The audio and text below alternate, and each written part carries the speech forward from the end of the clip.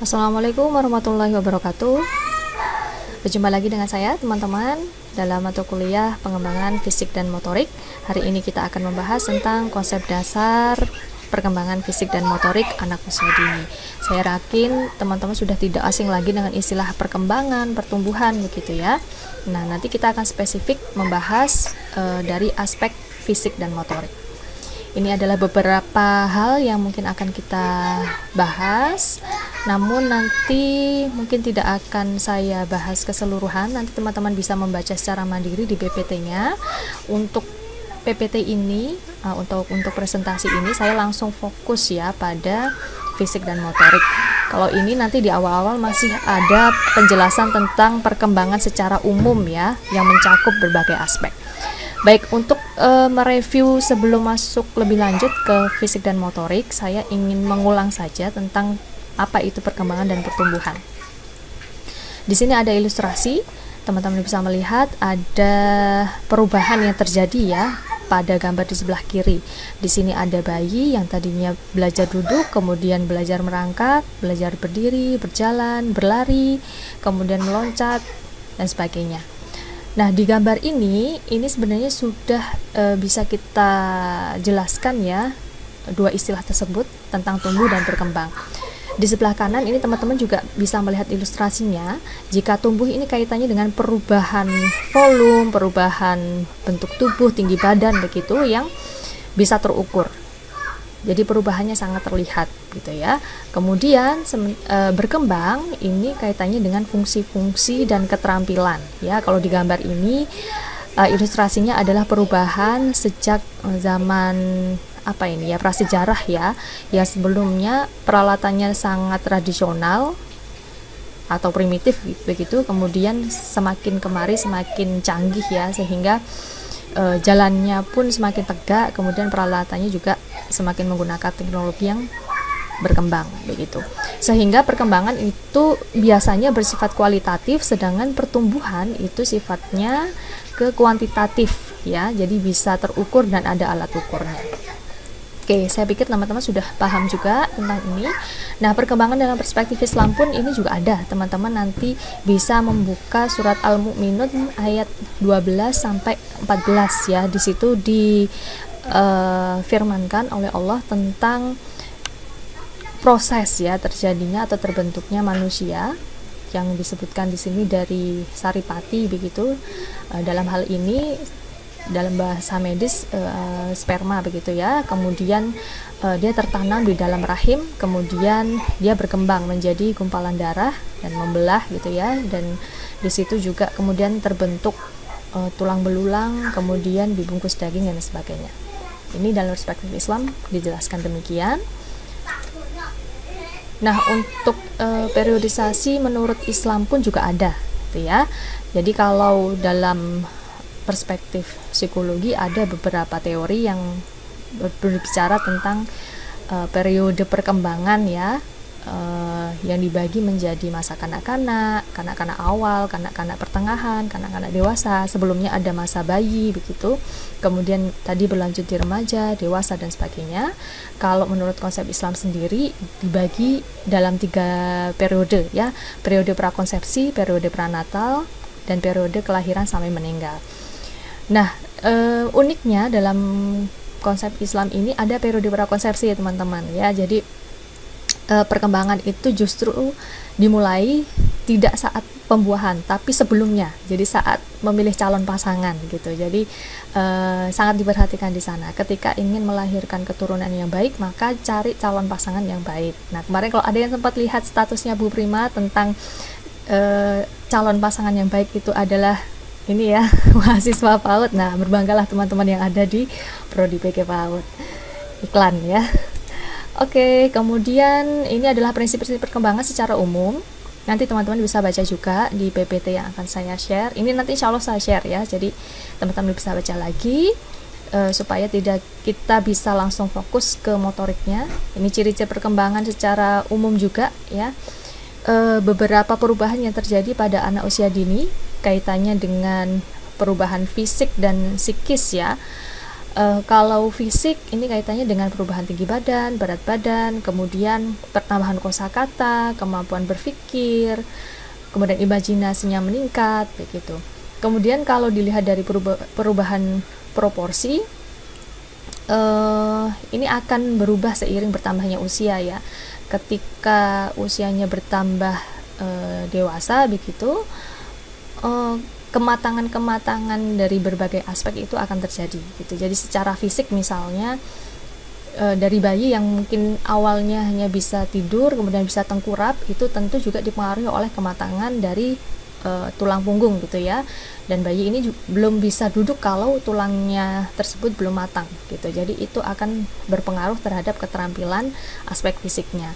Begitu juga dengan aspek kognitif dan yang lain-lain begitu ya.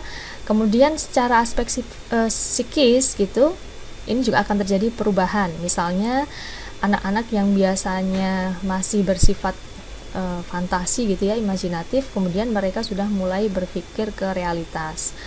Ada juga misalnya anak yang tadinya masih berpikir dengan egosentris gitu ya, susah untuk memahami cara pandang orang lain, kemudian perlahan-lahan beralih ke perspektivisme, jadi dia mampu melihat sudut pandang orang lain gitu.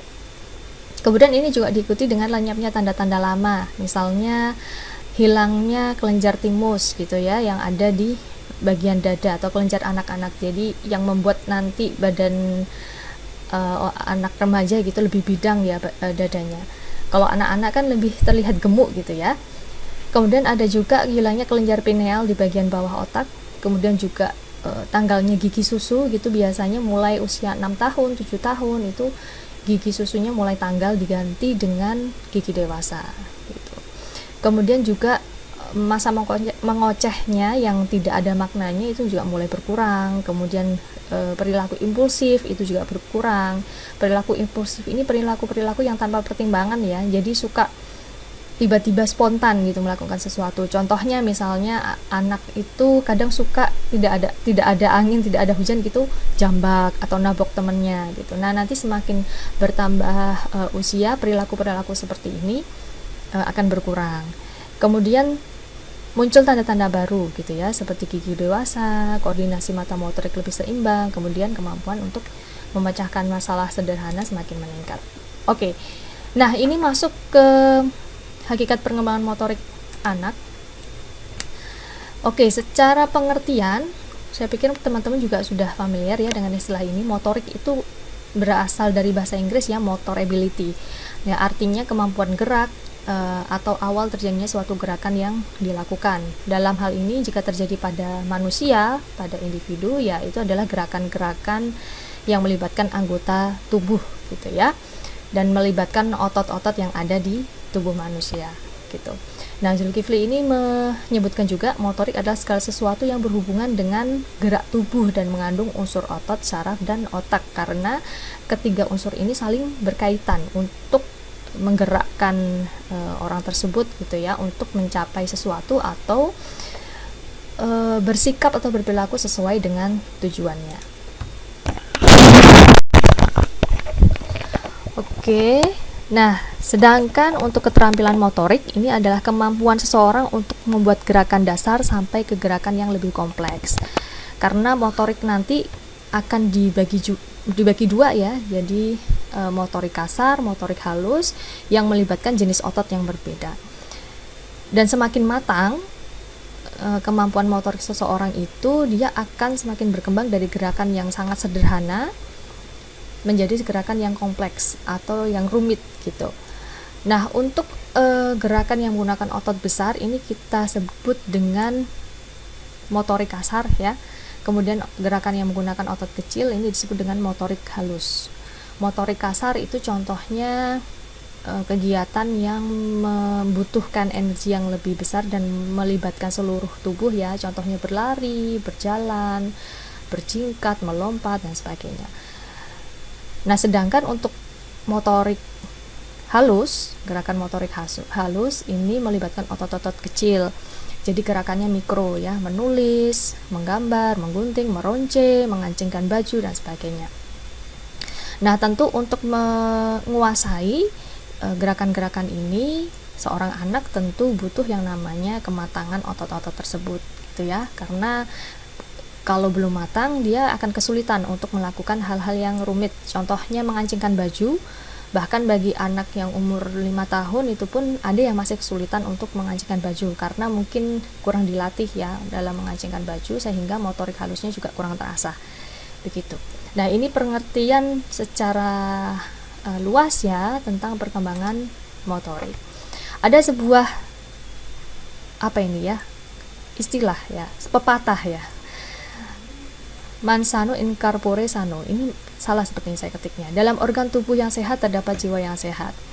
Jadi di sini diartikan bahwa ketika kondisi fisik seseorang itu dalam keadaan yang bugar gitu, itu akan mempengaruhi aspek yang lain dalam tubuhnya. Artinya kalau dia mempunyai kondisi yang fit gitu, dia mempunyai kesempatan untuk belajar, dia mempunyai kesempatan untuk berinteraksi dengan orang lain, sehingga ini akan mempengaruhi aspek kognitifnya, emosinya, sosialnya, dan sebagainya. Sehingga bisa diasumsikan gitu ya, kalau orangnya sehat, dia punya kesempatan yang banyak untuk eksplor, jadi secara mental juga diharapkan sehat begitu. Nah, untuk perkembangan motorik sendiri, prinsip-prinsipnya ini ya teman-teman. Jadi ada kematangan, motivasi, praktik, urutan, pengalaman. Maksudnya seperti apa? Untuk kematangan, jadi memang kemampuan motorik yang bagus itu ototnya harus matang dulu gitu. Sel-sel saraf yang menghasilkan gerakan-gerakan itu harus baik dulu. Jadi untuk anak bisa menggunting dengan rapi, menempelkan dengan rapi gitu ya, mewarnai tidak tidak keluar dari garis misalnya ya. Nah, itu secara otot halusnya itu juga harus matang dulu. Terutama misalnya untuk keterampilan menulis gitu ya. Kan kadang ada yang memegang pensilnya masih digenggam gitu ya, atau tulisannya mungkin masih bergetar, belum kuat. Nah, ini harus dikuatkan dulu. Biasanya caranya dengan meremas kertas, kemudian belajar menggunting gitu ya, menyobek-nyobek kertas. Nah, ini dalam rangka menstimulasi supaya motorik halusnya ini cepat matangnya gitu. Nah, kalau biasanya ya kemampuan untuk meremas, menggunting, mensobek-sobek ini sudah semakin bagus, biasanya ini akan diiringi dengan keterampilan menulis yang juga bagus, dan nanti ini akan bersamaan dengan kualitas tulisannya begitu. Nah, kemudian urutan ya, kemampuan gerak urut dari yang sederhana ke kompleks. Jadi kalau menulis seperti yang pernah saya contohkan ya, biasanya kalau anak belajar menulis itu awalnya seluruh bahu itu bergerak ya, seluruh bahu bergerak karena belum sampai ke ujung ya yang matang saraf atau ototnya. Tapi semakin terlatih maka dia akan mampu menggerakkan pergelangan tangannya saja untuk menulis gitu, sehingga tidak menulis dengan bahu bergerak seluruhnya.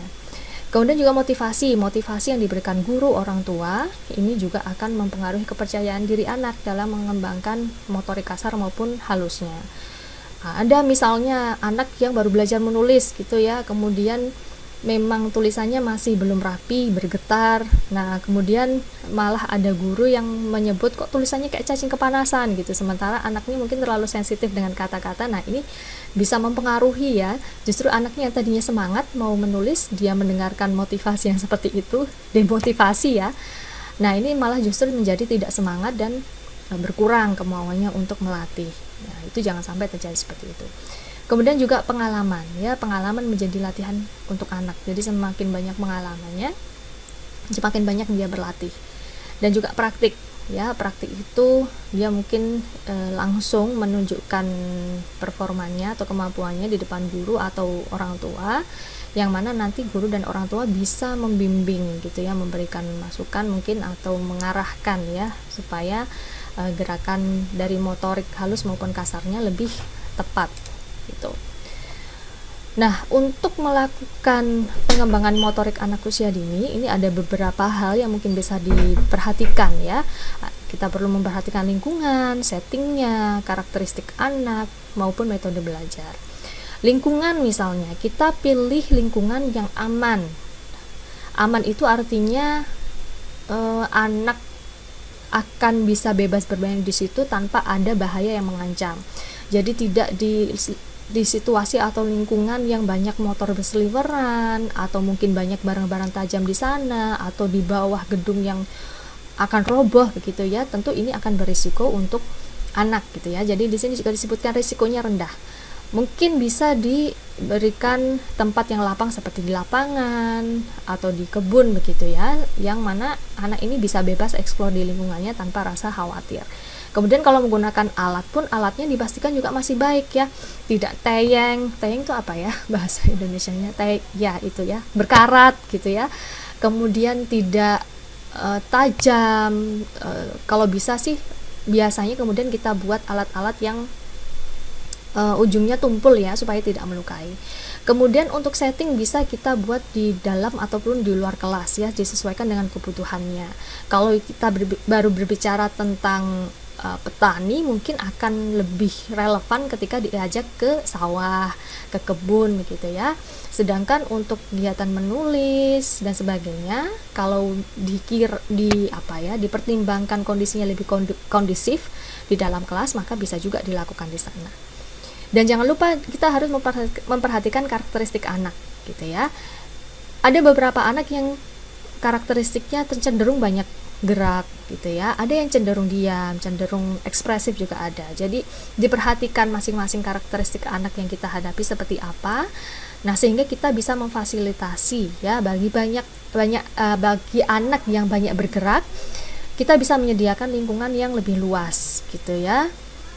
Kemudian juga dengan misalnya ketika berkelompok gitu juga tidak terlalu banyak ya anggota kelompoknya, sehingga tidak berdesak-desakan. Karena kalau anak yang cenderung banyak gerak, mungkin dia akan bergerak lebih area geraknya dibutuhkan lebih banyak dibandingkan yang cenderung diam dan sebagainya gitu. Kemudian juga metode belajarnya ini bisa dipertimbangkan dengan karya wisata kah ya. Karya wisata itu nanti bentuknya bisa outbound di luar juga bisa ya. Jadi misalnya pergi ke sebuah taman gitu ya, di sana juga disediakan lapangan untuk outbound. Nah, itu bisa juga untuk melatih motorik kasarnya anak gitu ya. Jadi outboundnya di sana mungkin ada yang merangkak, melewati ban, kemudian titian papan, kemudian juga tarik tambang gitu kan, asik ya. Jadi ini bisa digunakan. Kemudian demonstrasi dengan menunjukkan kepada anak-anak caranya senam gitu ya. Kemudian melakukan proyek maupun juga bermain peran gitu. Artinya dalam proses belajar anak ini memang diutamakan mereka dalam suasana yang menggembirakan gitu. Boleh settingannya bermain peran ya, seakan-akan bermain, tapi memang sebenarnya mereka sedang diasah gitu ya, kemampuan atau keterampilan motorik halus dan motorik kasarnya gitu. Oke, apa sih tujuan perkembangan motorik anak usia dini ini? Nah, yang pertama ini tentu ya menumbuhkan minat dan rasa senang anak gitu. Kemudian melatih kekuatan dan keterampilan otot-otot gerak anak.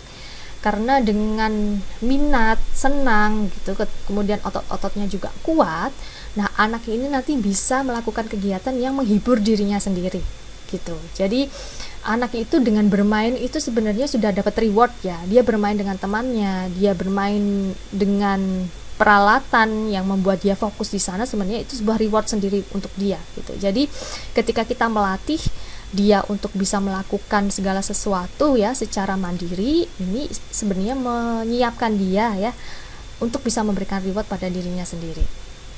Kemudian tentu dengan melatih perkembangannya ini membantu dia mencapai capaian perkembangan yang seharusnya sesuai dengan usianya. Kemudian juga menanamkan sikap percaya diri.